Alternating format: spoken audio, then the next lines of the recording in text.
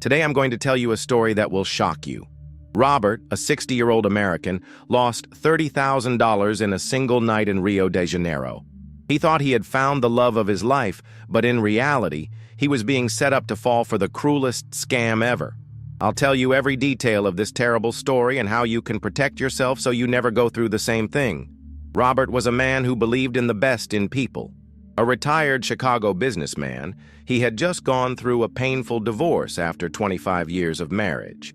His ex-wife received half of his assets, but Robert still had a considerable amount saved. At 60, he decided it was time to fulfill some dreams he had put off during decades dedicated to work and marriage. The dream of visiting Brazil had always been on his mind. Since he was young, he'd heard about the paradisiacal beaches, the joy of the Brazilian people, the infectious music, and the vibrant culture. After his divorce, Robert decided he couldn't wait any longer. He planned a 3-week trip to visit Rio de Janeiro, São Paulo, and Salvador. He wanted to disconnect from his routine, meet new people, and perhaps find new meaning in his life. Be sure to like this video, subscribe to the channel, and leave a comment letting us know if you've ever experienced any strange situations while traveling. Don't leave the video now, because the ending of this story is absolutely surprising and will teach you valuable lessons about travel safety. Robert arrived in Rio de Janeiro on a March afternoon. The tropical heat greeted him as soon as he stepped out of the airport. It was unlike anything he'd known in Chicago. The humid air, the smell of the sea mixed with tropical vegetation, the sounds of the city that never sleeps. He stayed in a 4-star hotel in Copacabana, overlooking the world's most famous beach. For the first few days, Robert behaved like any enchanted tourist. He woke early, had breakfast on the hotel balcony, and watched the hustle and bustle of the beach. He watched vendors setting up their stalls, the first swimmers arriving, children running on the sand. It all seemed like a dream come true. He walked along the Copacabana and Ipanema beaches every day. He photographed everything: Sugarloaf Mountain in the background, the Portuguese mosaics on the sidewalks, the colorful kiosks, the people playing volleyball on the sand. He visited Christ the Redeemer and was moved by the panoramic view of the city. He took the cable car up to Sugarloaf Mountain and explored the Santa Teresa neighborhood with its colonial houses and artists' studios. Robert was the kind of person who enjoyed conversation. Even with his limited Portuguese, he always tried to interact with the locals. At the hotel, he chatted with the reception staff, who always treated him kindly. At the restaurant where he dined, near the hotel, the waiters already knew him and made a point of recommending local dishes. He felt welcomed, loved by this city that seemed to embrace him with its human warmth. During the day, he explored the sights, but at night, Robert felt a nagging loneliness. He dined alone in restaurants, returned to an empty hotel room, and watched television in Portuguese, barely understanding anything. He began frequenting a few bars near the hotel, always hoping to find other tourists or friendly locals to chat with. It was on his 3rd night that Robert decided to venture beyond Copacabana. He had read about Lapa in tourist guides, described as the heart of Rio's nightlife, a place full of music, dance, and joy. He hailed a taxi and asked the driver to take him to the Lapa Arches. The driver, a friendly gentleman, gave him several tips on the best bars in the area.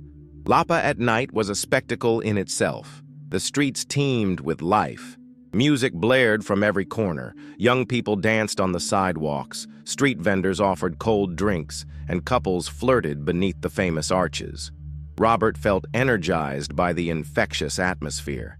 It was exactly what he was looking for: life, movement, joy. He entered a traditional local bar decorated with Portuguese tiles and old photographs of Rio. The atmosphere was cozy with wooden tables, simple chairs, and a small stage where a band played samba. Robert ordered a caipirinha, a drink he had grown to appreciate in recent days, and watched the people.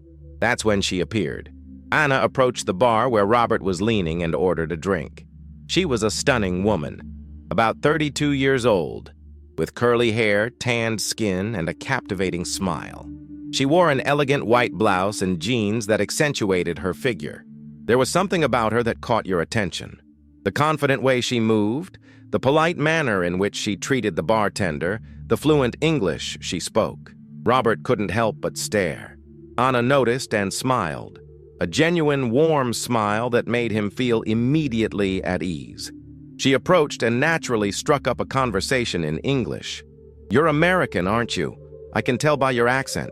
First time in Rio?" Her voice was sweet, melodious. Robert felt like a shy teenager. He confirmed that he was American from Chicago and that he was in love with the city. Anna laughed, a genuine laugh that made him relax completely. "I'm from Rio de Janeiro, born and raised here. I work in marketing for international companies, so I speak English. I love talking to tourists. You always have interesting stories to tell." The conversation flowed naturally. Anna demonstrated knowledge of Chicago, having visited the city twice for work. They discussed the sites Robert had visited, and she offered tips on lesser-known but equally beautiful places. They discussed music, culture, and the differences between Brazil and the United States. Robert was impressed by her intelligence. Anna wasn't just beautiful. She was cultured, well-informed, and had her own opinions on a variety of subjects. She worked at a digital marketing company, traveled the world, and spoke 3 languages. She was exactly the kind of woman he admired, independent, intelligent, and successful. When the band stopped playing and the bar began to empty, Robert realized they had been talking for over 2 hours. Anna looked at her watch and said she had to go. "It was a pleasure meeting you, Robert. I hope you enjoy the rest of your stay in Rio." Robert felt a pang of disappointment. He didn't want the evening to end. He asked if she would like to have dinner with him the next night. Anna hesitated for a moment, then smiled. "It would be a pleasure. I know a wonderful restaurant in Ipanema overlooking the beach. You'll love it." They exchanged phone numbers. Anna kissed him on the cheek, as was Brazilian custom, and left. Robert stood there for a few minutes, still processing what had happened. He felt as if he'd won the lottery. The next day, Robert could barely concentrate on sightseeing. He visited the botanical gardens, walked around Rodrigo de Freitas Lagoon, and had lunch in Ipanema, but his thoughts were constantly on Anna. He called 2 friends in the United States to tell them about the meeting. They were both happy for him, but also warned him to be careful. Robert laughed off his friends' concerns. Anna was clearly an educated, successful woman. There was nothing suspicious about her. The second date took place at the restaurant Anna had suggested. The place was sophisticated, with a stunning view of Ipanema Beach. Anna arrived punctually, looking stunning in a blue dress that matched her eyes. During dinner, she shared more about her life. She had a degree in communications, lived alone in an apartment in Botafogo, and had been married but divorced for 2 years. Robert opened up too. He told her about his divorce, how he had dedicated his entire life to work and marriage, neglecting his own dreams. Anna listened attentively, asked pertinent questions, and showed genuine concern for his feelings. For the first time in months, Robert felt someone truly cared about him as a person, not just as a provider or a convenient partner. The evening was magical. They walked along the beach after dinner, chatting late into the night, sitting on the sand, watching the waves crash against the shore. Anna shared stories of her childhood in Rio. Robert talked about his retirement plans. There was a real connection between them, a chemistry Robert hadn't felt in years. Now I need to pause here to tell you something very important. I created a special resource called Brazil Unlocked that highlights all the major scams used against tourists in Brazil, and more importantly, how you can protect yourself from each one. This resource is available for free in the description of this video or in the first pinned comment. Download it now because after you hear the rest of Robert's story, you'll understand why this information can literally save your money and even your life when traveling to Brazil. The third meeting was even more intense. Anna took Robert to a traditional steakhouse in Botafogo. The atmosphere was familiar and welcoming, and Anna seemed to know all the staff. They greeted her warmly, made a point of serving the best cuts of meat, and treated Robert like a special guest. He felt part of that warm, genuinely Brazilian atmosphere. During dinner, Anna became more intimate. She touched his hand as they talked, smiled more suggestively, and made comments that completely enchanted Robert. She complimented his appearance and said that mature men like him attracted her more than inexperienced young men. Robert felt desired in a way he hadn't experienced in years. "You're different from the men I know here, Robert.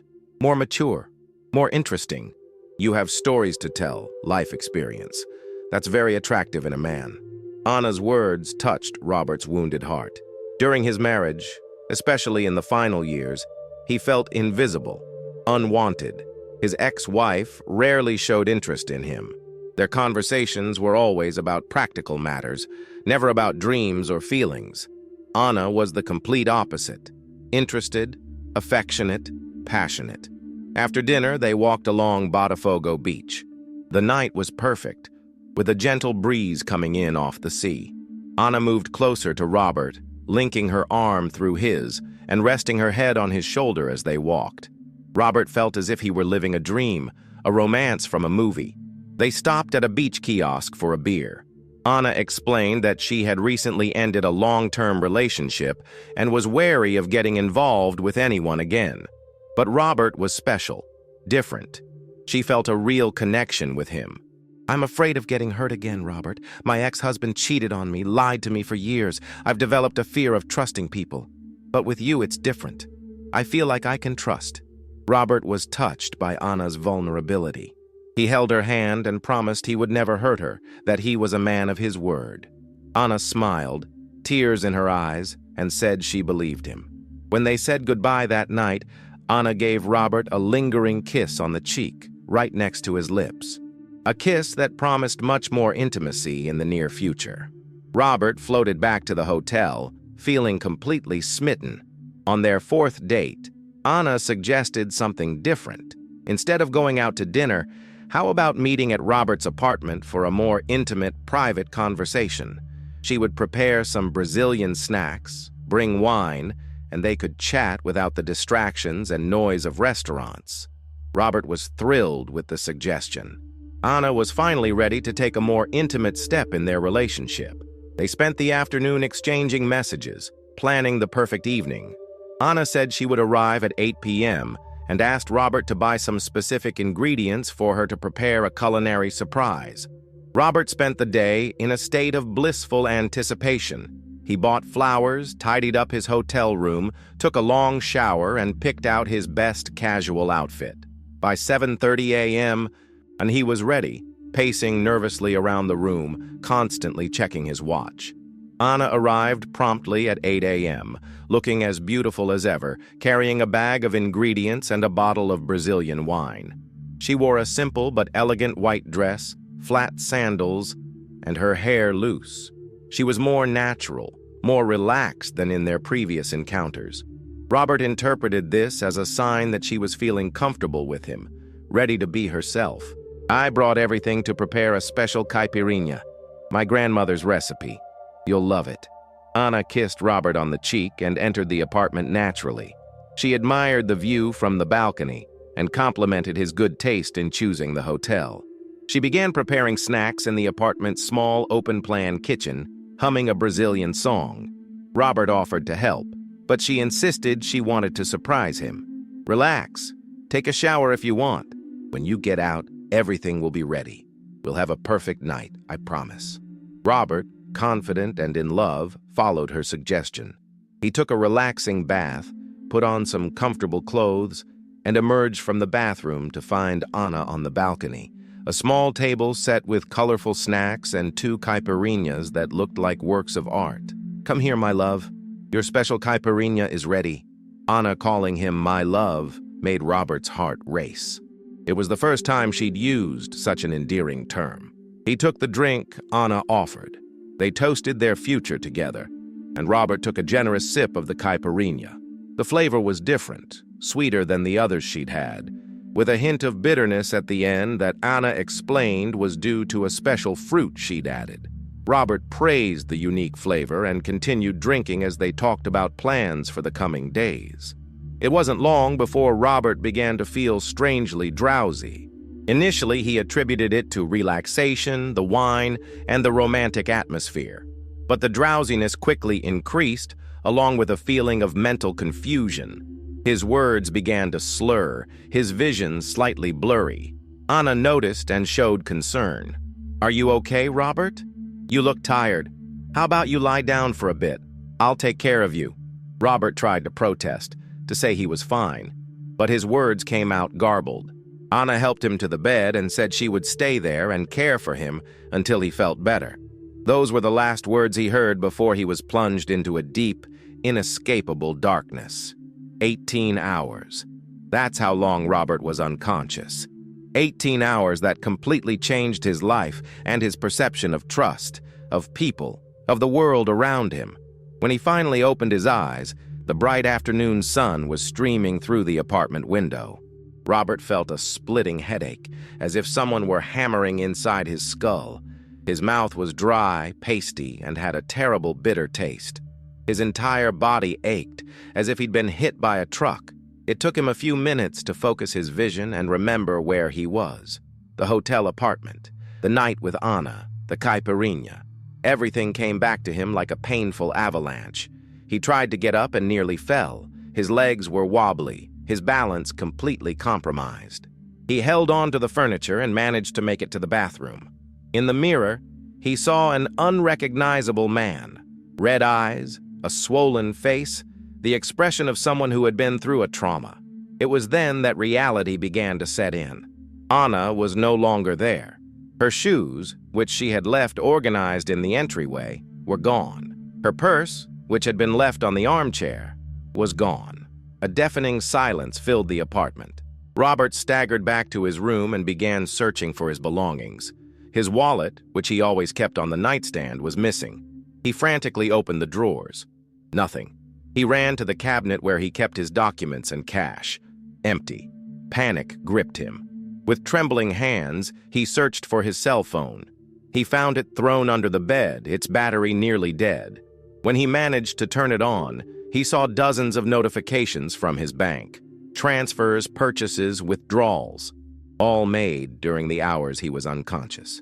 Robert sat on the edge of the bed, trying to process the magnitude of what had happened.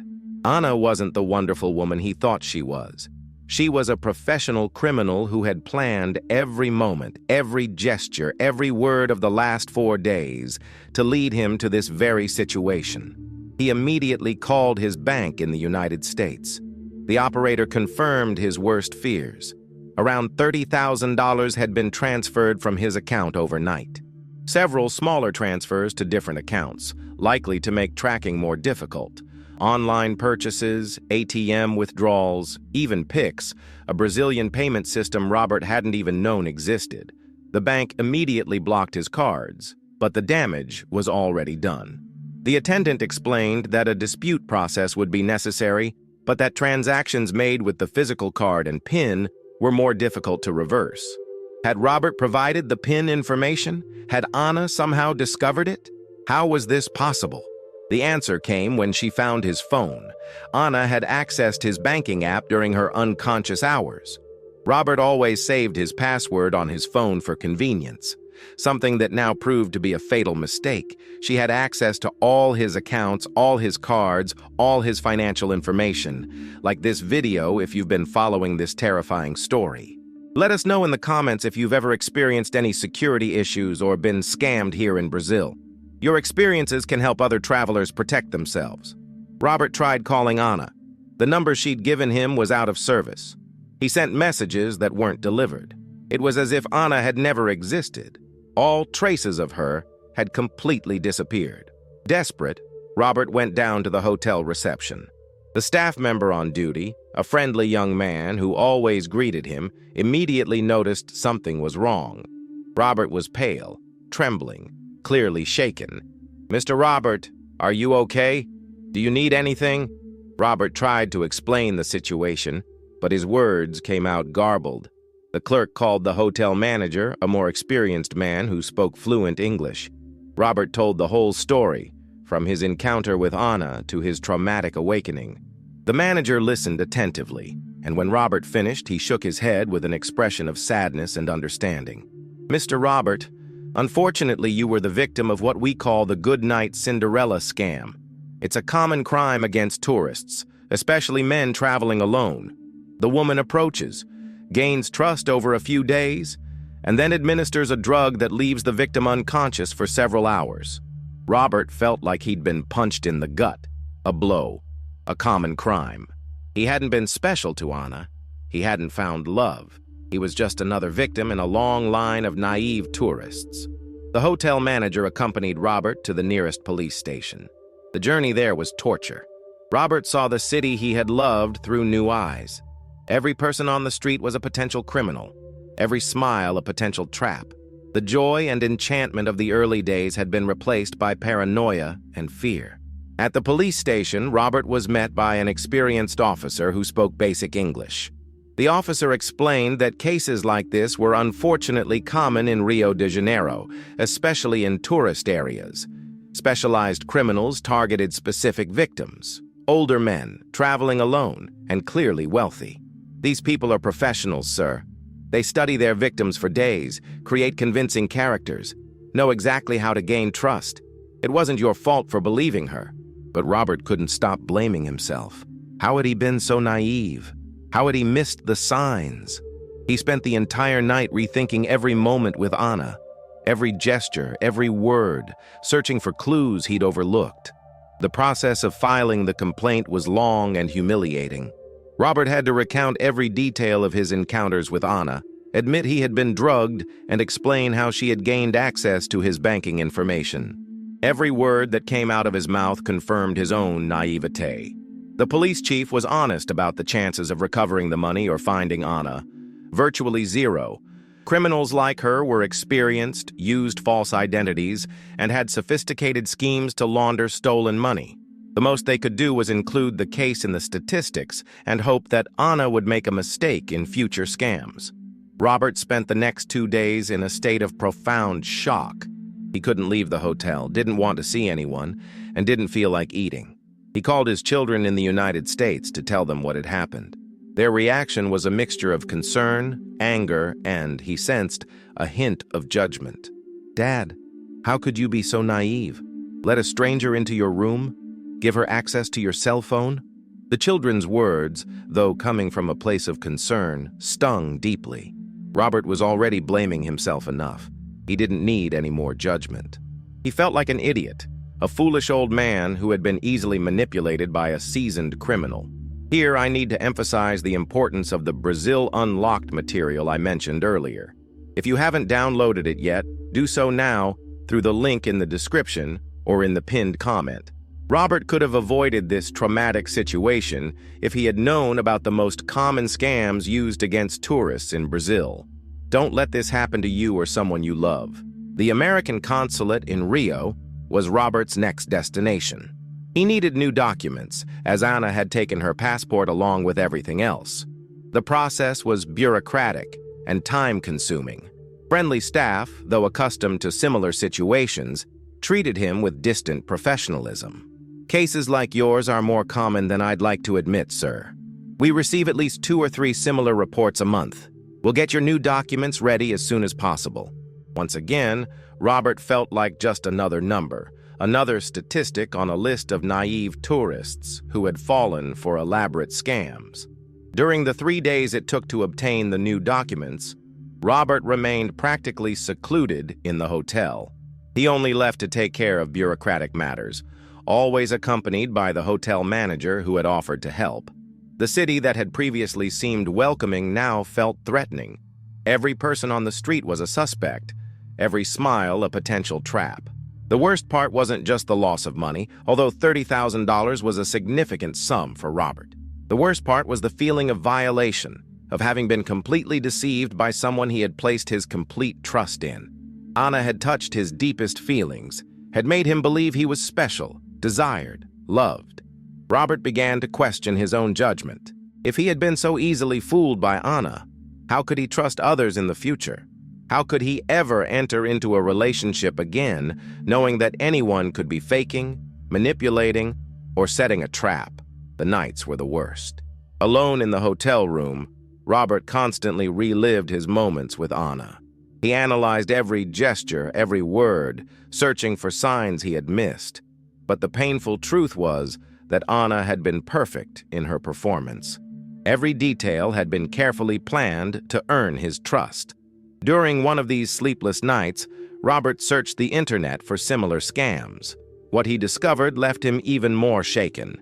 The Night Cinderela scam was extremely common not only in Brazil, but in several tourist destinations around the world.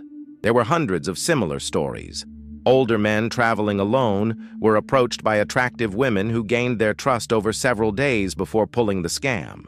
He read testimonies from other victims and identified with every word the feelings of humiliation, the guilt, the paranoia, the difficulty trusting people again.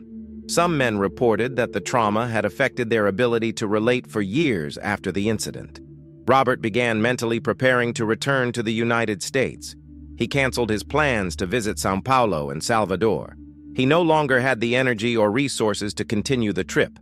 He simply wanted to return home, to his routine, to an environment where he felt safe. On the day of departure, the hotel manager said goodbye to him with kind words. "Mr. Robert, I'm very sorry for what happened.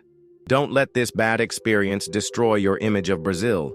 There are millions of good people here, but unfortunately there are also some criminals who take advantage of the good faith of tourists."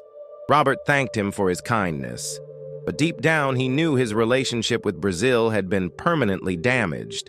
How could he ever look at Brazilians the same way again? How could he distinguish between genuinely good people and professional criminals like Ana? The flight back to Chicago was torture. Robert spent the long hours rethinking the entire experience, beating himself up for every decision he'd made. He should have been suspicious when Ana showed interest in a man 30 years his senior. He should have realized it was incredibly strange that she was so perfect, so interested in him. Upon landing in Chicago, Robert was relieved to be back home, but also deeply ashamed. How would he tell his friends and family what had happened? How would he admit he had been so easily deceived? The following days were difficult. Robert canceled all his cards, filed disputes with the bank, and changed all his online account passwords. Every call, every form, every explanation was a new humiliation. The bank employees were professionals, but Robert could sense between the lines that they had seen similar cases many times before. The bank explained that the chances of recovering the money were slim. The transfers had been made to Brazilian accounts that were likely already closed or belonged to people who were selling their data to criminals. Weeks passed, and Robert struggled to return to his normal routine, but nothing was the same. He developed a deep distrust of strangers, especially women who showed interest in him. When colleagues or friends suggested introducing him to someone, Robert immediately declined. The trauma wasn't just financial. Robert had lost more than money. He had lost the ability to trust, to open himself to new experiences, to believe in the natural goodness of people. Every time someone was too kind, every time a conversation flowed easily, he wondered what their true intentions were. Months later, Robert still woke up some nights thinking about Ana, not with longing or love, but with a mixture of anger and morbid curiosity. Who was she really? How many other people had she deceived? What did she do with the stolen money? Was she married? Did she have children? How could he sleep at night knowing he was destroying the lives of innocent people? The police investigation in Brazil stalled. Robert received sporadic updates from the police chief, but always the same information. No progress, no clues as to Ana's whereabouts. The identity she had used was false. The bank accounts where the money was transferred were already closed, and the security cameras at the locations where they met provided no useful footage. Robert began researching tourist scams in Brazil in more depth. He discovered that the country, despite all its beauty and genuine hospitality, was also a haven for criminals specializing in exploiting foreign visitors. The Night Cinderela scam was just one of dozens of different schemes. He read about scams involving fake police officers who would stop tourists on the street and steal their belongings under the pretense of a search. Taxi drivers who would make unnecessary detours and charge absurd prices.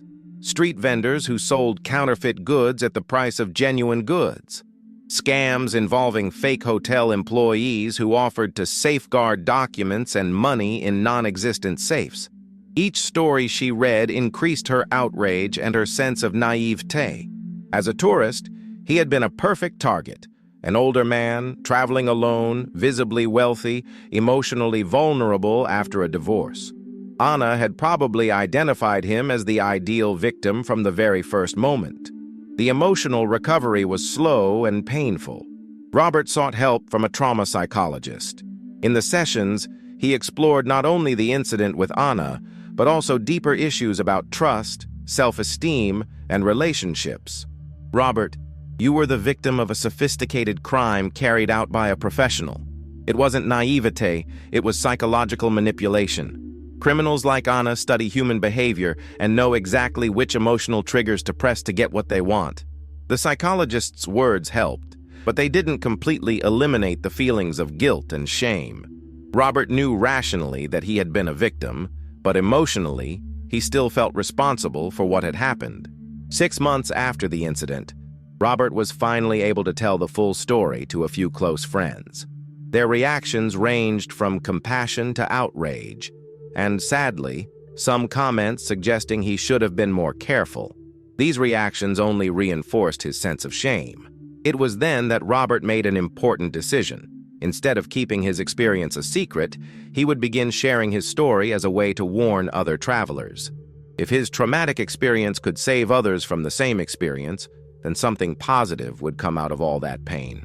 He began writing on travel forums, specifically warning older men about the risks of the Night Cinderela scam. His posts generated hundreds of comments from people who had had similar experiences or knew someone who had been victimized by similar scams. He discovered he wasn't alone. Thousands of tourists around the world went through similar experiences every year. Organized crime had become specialized in exploiting travelers, creating increasingly sophisticated and difficult-to-detect schemes. The more he researched, the more Robert understood the magnitude of the problem. It wasn't just a matter of a few opportunistic criminals. It was an organized industry, with networks of people working together. Those who identified the victims, those who approached them and gained their trust, those who delivered the drugs, those who withdrew the money, and those who laundered the stolen funds. Anna probably wasn't working alone. There was a whole network behind her. Perhaps someone at the hotel was providing information on guests who fit the victim profile. Perhaps the bar where they met was a known meeting place for these criminals. Perhaps even the taxi driver who took him to Lapa was part of the scheme. This realization was both frightening and liberating for Robert. Frightening because it revealed the scale of the problem. Liberating because it confirmed that he hadn't simply been naive, but rather the victim of organized professional crime. A year after the incident, Robert finally found the strength to plan another international trip. But now, he was a completely different traveler. He thoroughly researched common scams in each destination, kept most of his money in accounts that couldn't be accessed via mobile apps, never traveled with large amounts of cash, and most importantly, he would never again allow strangers access to his personal space. Again, if you haven't downloaded the Brazil Unlocked material yet, do so now. Link in the video description or in the first pinned comment. Robert could have avoided all this trauma if he had access to simple information about how these scams work and how to protect himself from them. Robert's life changed forever after that experience in Rio de Janeiro. 2 years have passed since the coup, and he has learned valuable lessons that I share with you today so that you never go through the same trauma. Robert developed a personal security protocol he wished he'd known before traveling to Brazil. First, he no longer kept large sums of money in a single account accessible via a mobile app. He divided his funds into different accounts, some of which could only be accessed in person or with complex two-factor authentication. Second, he established a strict rule: never allow strangers, no matter how nice they seemed, access to your personal space on first dates. It didn't matter how attractive the person was, how good the conversation, how strong the connection. First dates were always in public places, and he always maintained complete control over his drinks and belongings. Third, Robert learned to recognize the patterns of the Night Cinderela scam. Criminals like Anna follow a specific script.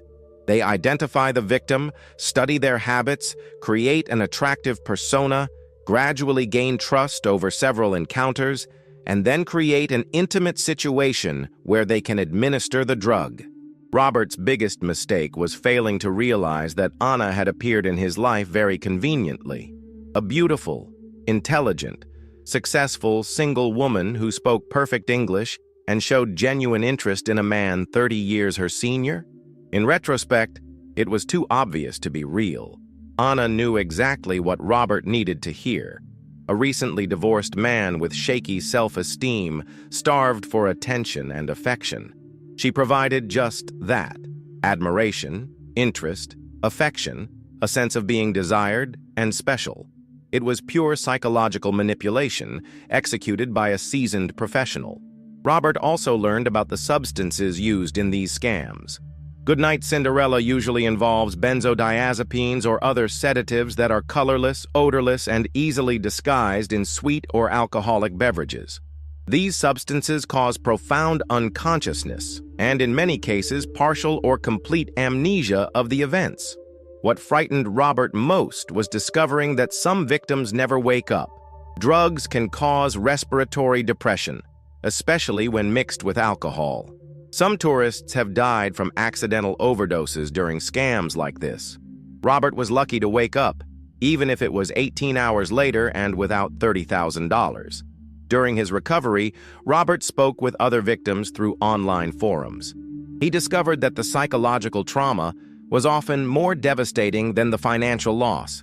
Men who had lost smaller amounts reported years of depression, anxiety, and an inability to trust new people. One victim from São Paulo reported losing only $5,000, but the trauma was so intense that she was unable to have romantic relationships. Another, from Salvador, reported developing agoraphobia after being drugged and robbed, leaving her home alone for years. Robert realized that his experience, while traumatic, could have been much worse. Anna could have stolen more money, caused physical harm, or even documented the crime to blackmail him later.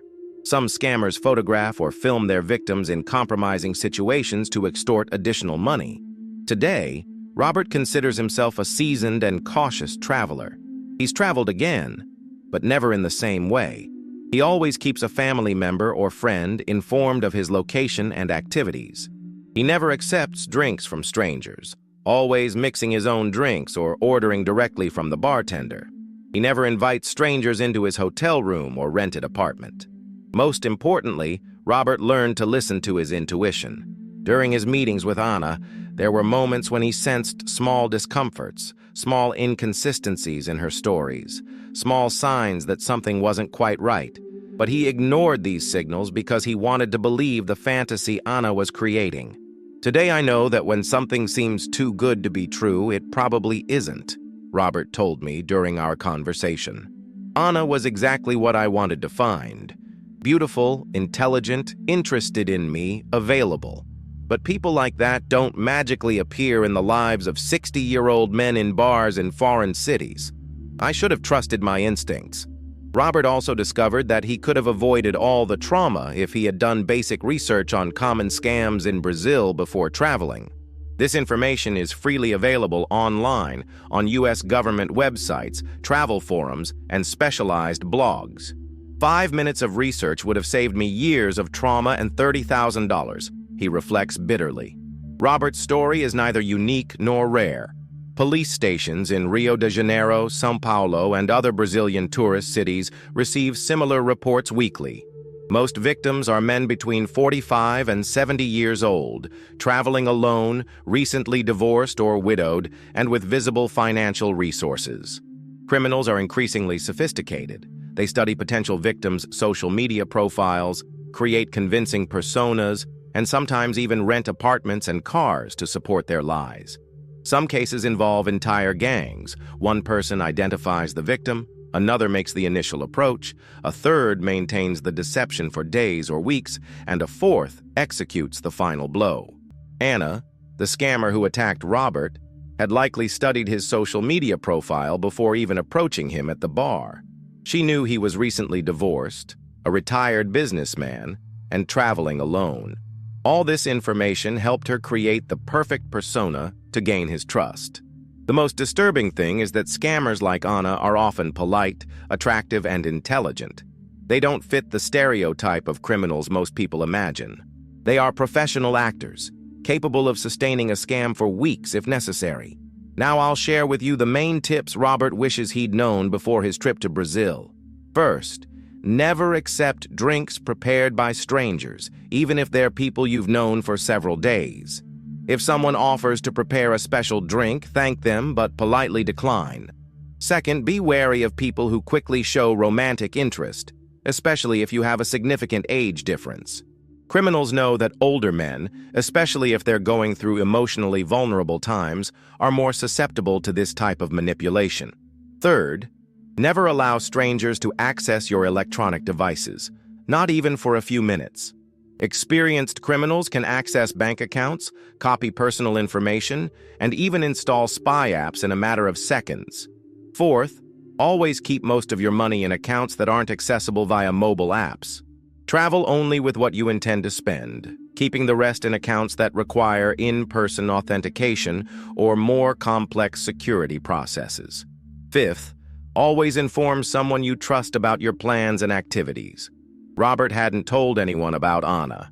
If he had kept friends or family informed about his meetings, someone might have noticed his disappearance and alerted him more quickly. Sixth, research common scams in your destination before traveling. Knowledge is the best protection. If Robert had known about the Good Night Cinderela scam, he would have recognized Anna's behavior patterns immediately. Seventh, trust your instincts. If something seems off, if a situation seems too good to be true, if you feel uneasy even if you can't explain why, pay attention to these signs. Your intuition often senses dangers that your rational mind hasn't yet processed. Robert now uses his traumatic experience to help other travelers. He created a blog where he shares safety tips, participates in specialized forums, and sometimes even gives lectures on travel safety to groups of retirees in Chicago. If my horrific story can save even one person from going through the same trauma, then all this suffering will have been worth it, he told me. The last time we spoke, Robert was planning another international trip, this time to Australia, a destination he'd researched extensively. But he's no longer the same man who confidently embarked on a trip to Rio de Janeiro 2 years ago. He's more cautious, more suspicious, but also wiser. I still believe in the goodness of people, Robert reflected, but I've learned that there are predators in the world, people who specialize in exploiting our good faith. The key is to maintain balance, being open to new experiences but always protecting yourself. Robert's story is a painful reminder that our travel safety depends not just on luck, but on preparation, knowledge, and constant caution. The world is full of wonderful people willing to enrich our travel experience, but it also harbors predators who see tourists as easy prey. If you're planning a trip to Brazil or any other country, do your homework. Research common scams, learn to recognize danger signs, establish safety protocols, and, most importantly, trust your instincts when something doesn't seem right. If you enjoyed this video and want to keep receiving real stories like this, subscribe to the channel now. When you subscribe, you'll be automatically notified whenever I post new videos with impactful stories from travelers around the world. Like this video if you found it helpful, and let me know what you thought of Robert's story in the comments. Your opinion is very important to me. So, what did you think of Robert's terrifying story? Have you ever experienced any suspicious situations while traveling around the world? Leave your thoughts in the comments, subscribe to the channel so you don't miss any stories like this, and don't forget to watch the next video.